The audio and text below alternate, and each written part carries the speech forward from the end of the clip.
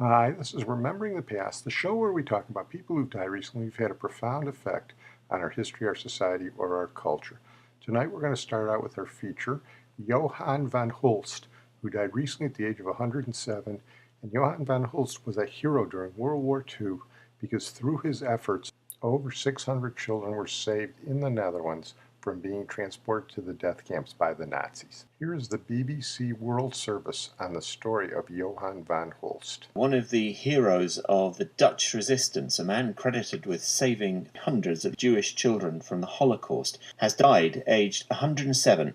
Johan Van Hulst ran a teacher training institute in German-occupied Amsterdam during the last war. His building was next door to a nursery used by the Nazis as a staging post for taking Dutch Jewish children who'd been separated from their parents to the death camps. I've been speaking about him to Bart Vallet, who is from the Hebrew and Jewish Studies Department of the University of Amsterdam. He did, of course, a tremendous job, but according to himself, he could have done much more, or at least he felt obliged to save even more children, and that was something that really haunted him until he passed away. So even when people who survived thanks to him came to him and thanked him, he said, "This is the only time I'm talking with you, and that's it." And he really reflected a lot on what he could have done different in order to save even more Jewish children. Can you just explain how he and those who worked with him did save the children? The Amsterdam Jews were brought to the Dutch theater, which was the center of deportation. Mostly Jews had to stay there for a couple of days before they were transported to one of the camps. The children under 12, they were separated from their parents and brought to a daycare center, which was just opposite the Dutch theater. This daycare center happened to be next to the Reformed Protestant Pedagogical Academy, where Mr. Van Hulst was the director of. There were so many children brought there that even at some moment German authorities asked the academy if there was a spare room for even more children over there. And that's when it really started. Van Hulst, together with people from the Jewish Council, who were in charge of the whole process in Amsterdam, they set up a very daring plan to save children. It involved really three partners. First, those in the Jewish Council who were responsible for registration, and they made sure that not all children were registered.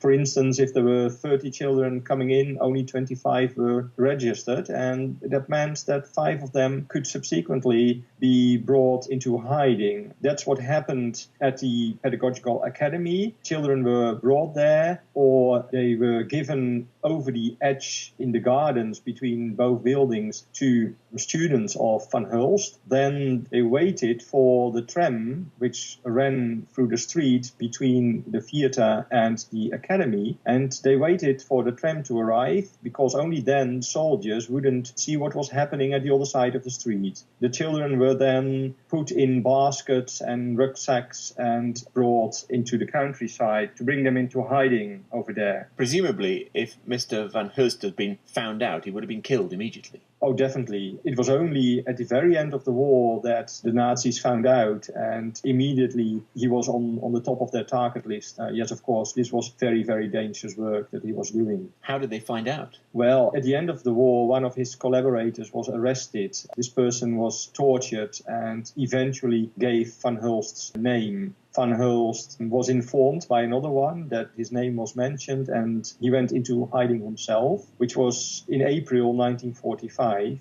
He had to wait until May, because then the liberation came. He himself, after the war, he knew who the person was who had betrayed him, but he didn't blame this person. He said he was tortured so much that I can't really blame him for mentioning my name. He's been highly honoured, hasn't he, by the Jewish community since the war? Yes, he has. In 1973, he received the Yad Vashem medal, even when the Israeli Prime Minister Benjamin Netanyahu visited the Netherlands a couple of years ago. One of the things he really wanted to do was to visit Van Hulst, and he gave him a Bible. As Van Hulst was a very pious Christian, that was something he really liked very much. In later life, Van Hulst spent 25 years as a Dutch senator and was a member of the European Parliament from 1961 to 1968. He remained active in politics and education, writing hundreds of publications by hand and winning a chess tournament at the age of 99.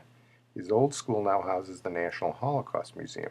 While he rarely spoke of what he did in World War II, plenty of others highlighted how important his contribution was. As the BBC mentioned, he was awarded the Righteous Among Nations, which is a title given by the State of Israel to non-Jews who helped Jews win the war, and his name is mentioned at Yad Vashem. Israeli Prime Minister Netanyahu told Van Hulst in 2015, "We say those who save one life saves a universe.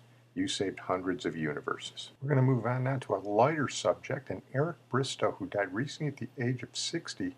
In the 1980s, he was the greatest darts player in the world. He was sort of the Tiger Woods of darts at the time. He won 5 world championships between 1980 and 1986, and he was a 5-time runner-up between 1983 and 1991, this despite having a case of dartitis, which is sort of the yips for darts, in that interval where he couldn't throw the dart the way he wanted to. Ultimately, he was surpassed by Phil Taylor, who's probably the greatest darts player ever. But without Eric Bristow, there would have been no Phil Taylor.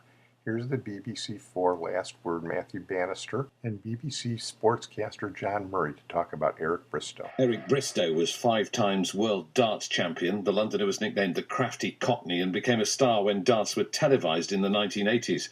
He was a big favourite with the fans. It's nice when you go out there and the crowd's buzzing. To me, it's great. You know, I mean, it gets me going. When I get a big shot out, I put my arms up in the air or 180 and they're there to enjoy themselves. Well, John, what made him such a great darts player?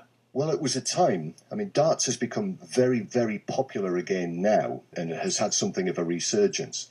But when darts first really burst into the public consciousness as a televised game back in the 70s, Eric Bristow was the leading light, and there was something, I don't know, that captured the public's imagination about the way that darts was played back in the 70s. It had a certain reputation. There was a drinking reputation that surrounded darts. It was widely enjoyed, but widely lampooned as well. But Eric Bristow was the best darts player around at that time. Sometimes he could get himself into trouble through outspoken comments, though, couldn't he? Yes, he did, and I think that led to the latter part of his life being, I would describe it as checkered, really, because of the comments that he made and the fact that he clearly was willing to upset people with what he said, but he stuck to his ideas and his principles. He wasn't everyone's cup of tea, let's put it that way. But Eric himself said that he never lost touch with his working-class roots. When I'm on the stage, I'm the best playing darts, but apart from that, I'm a normal fella.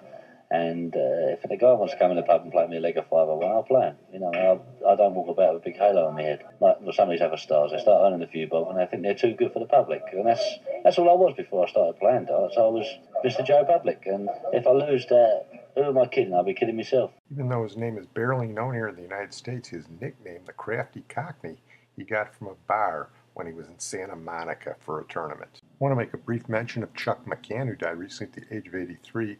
Very funny, very talented guy. He was a comedian, a voiceover actor. He did commercials, got a Columbo connection. He was in the Robert Culp episode, Double Exposure, and he was on a very funny episode of Bob Newhart, along with Joyce Van Pat. He came to the attention of New Yorkers in the early 60s as the host of a bunch of television shows for kids. Here's one of the songs he used to sing. Gray skies are gonna clear up. You gotta put on a happy face. Brush off the clouds and cheer up. Put on a happy face. Take off the gloomy mask of tragedy. It's not your style. You look so good that you'll be glad you decide. Smile. He's one of these guys who could be fun just using his body. And he also did a great Oliver Hardy that he often did with Dick Van Dyke as Stan Laurel. I said he did commercials. America became very familiar with him, even though they didn't know it was him, with this 60s commercial. Young friends, this is a cuckoo bird. Pop, pop, Cocoa Pops. Yum, yum, yum. Pop, Want to have some fun? pop, Watch. yum. Oh, wee. Watch out because I'm Cocoa Pops, Cocoa Pops, Cocoa Pops, Cocoa Pops. It happens all the time. He caught me by surprise. Oh no, I can't resist them. Cocoa Pops, Cocoa Pops. Another Big G cereal from General Mills. but I think all of America found out who he was with this famous "How You Doing, Guy" right guard commercial from the 60s. Who are you? Oh, how you doing, Guy? I'm your neighbor. Oh, didn't I tell you we share the same medicine cabinet? It's a new modern apartment. Hey, I see you got silver rice cards. New antiperspirant. Yes, sir. Stop soda keeps you dry. Yeah, it does. Yeah, I know all about that. I got the regular rice cards. Yep, one shot. I'm good for the whole day. Two kinds of people, two kinds of rice cards. Mona. Chuck McCann, as I said, a very funny guy. Oh, we're going to close tonight with Susan Anspach, who died recently at the age of 75. Beautiful girl and an excellent actress. I had a crush on her when I was a teenager. She was from New York City and started out in the theater, a lot of off-Broadway stuff. Notably, she was in the first off-Broadway production of Hair, but she didn't take it to Broadway, and then she went into movies. She was in Play It Against Sam with Woody Allen. She was in Bloom in Love with George Segal. And later on, she was in The Big Fix, which is an underrated movie with Richard Dreyfuss. But her definitive performance was opposite Jack Nicholson in 1970's Five Easy Pieces. She played the reserved, upper-class Catherine Van Oost in contrast to Jack Nicholson's other love interest in the movie, the country girl Rhea DePesto, played by Karen Black, whose podcast we've done. Now, obviously, the best scene in Five Easy Pieces is the chicken sandwich scene, which we've done when we did the Karen Black podcast. But the second best scene is one that Jack Nicholson had with Susan Anspach, where he confronts her in her bedroom and she tells him he has no inner feelings. What does it have to be with you? Grim and serious? Look, you played. I honestly responded. And you made me feel embarrassed for having responded to you. It wasn't necessary. Yeah, it was. I faked a little Chopin, you faked a big response. I don't think that's accurate. Up till now, all I've been getting from you is meaningful looks at the dinner table and a lot of vague suggestions about the day after tomorrow. I am not conscious of having given you any particular looks. And as for the day after tomorrow, this is the day after tomorrow. And I am unfortunately seeing you. Now, if you'll excuse me, I'd like to take a bath. What the hell do you want? I'm getting some bath oil. Some bath oil? How about some avocado, or some of this, or some of this jasmine? How about this? How about this? What are you doing screwing around with all this crap? I do not find your language very charming. It isn't. It's direct. I'd like you to leave so that I can take a bath. Is that direct? Serious? Is that what's important to you? Serious?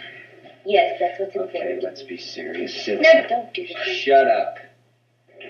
No inner feeling. It seems particularly poignant in real life because Susan Anspach claimed that one of her children was fathered by Jack Nicholson, something he never acknowledged. In addition, he lent her $600,000. When he asked her to repay it, she declared bankruptcy and sued him for $1 million. It's a real contentious thing, but it was settled out of court eventually.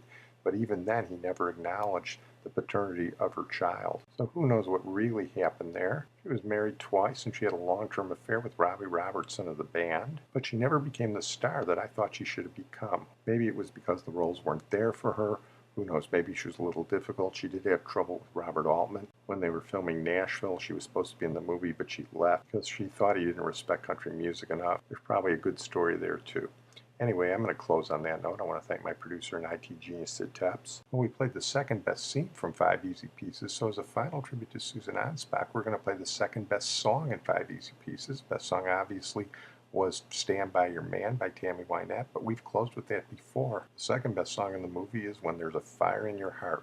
We'll play a little of it sung by Karen Black as she's riding with Jack Nicholson, and then we'll play a little of the original that's in the movie by the Queen of Country Music, Tammy Wynette. There's been hot spells and cold spells ever since we met. I've seen your big fires, your small fires, but I won't give up yet. Oh, someday you'll yearn, 'cause your heart's gonna burn for that old familiar glow. You'll be burnt. Like it? I love it. You'll be burnt out of smoke and come back to me, I know. When there's a fire in your heart, break the glass, sound the alarm. When she's not all she stays. It's that service speedy fast. I was your first, I'll be your last. No matter who you have in between. When there's a fire in your heart, break the glass, sound the alarm.